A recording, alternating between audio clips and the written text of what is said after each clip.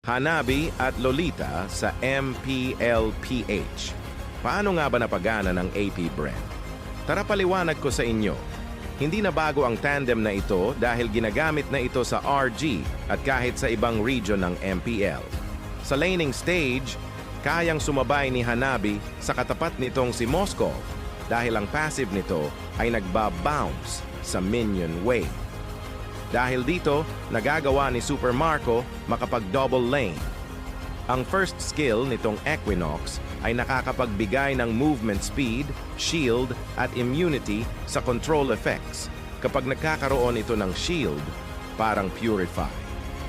Kaya naman magandang tandem nito si Lolita dahil ang passive ni Lolita na Numenon Energy Core ay nakakapagbigay ng shield sa kakampi, na isang malaking dahilan kung bakit mas tumatagal sa laban ang mga hero ng AP brand.